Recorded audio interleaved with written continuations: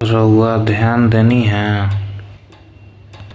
आज आदमी रोवत नइखन, चिल्लात नइखन, शिकायत भी नइखन करत, लेकिन चुप बहुत हो गइल बाड़न। भीड़ में आदमी बहुत हंस रहल बाड़न, मोबाइल में बिजी बाड़न, घर में सब कुछ बा, तबो फिर इ सन्नाटा काहे बा?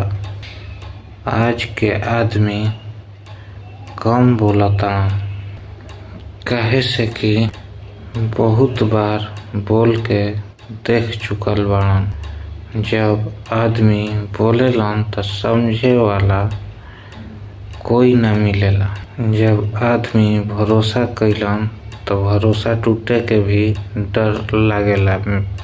ऐसे अब चुप रहल सुरक्षा बन गइल बा। भरोसा एक बार टूटेला ना, धीरे धीरे टूटे लागेला। कबो दोस्त से, कबो प्यार से, कबो आपन लोग से। हर बार दिल कहेला अब की संभल के, और एक दिन आदमी संभलते संभलते चुप हो जालन।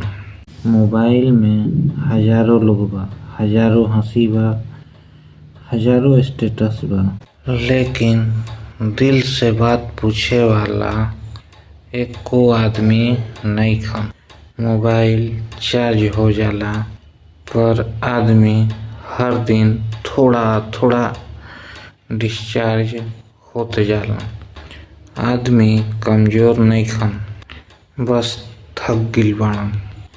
हर बार स्ट्रांग बने के कोशिश में खुद से लड़ लड़ के थक गइल बाड़न।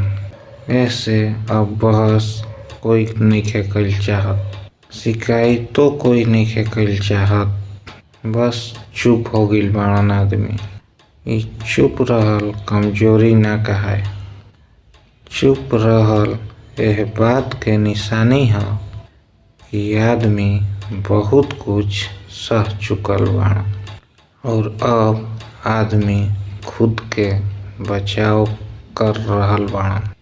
कभी कभी सबसे मजबूत आदमी उहे होखेलन जे बिना बोलले सब कुछ संभाल लेवेलन।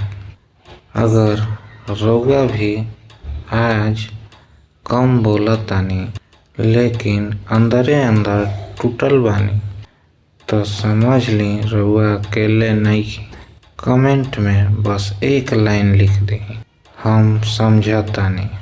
वीडियो दिल से लागल होके तो लाइक करी, और ऐसने सच कहानी खातिर चैनल के साथ बनल रही।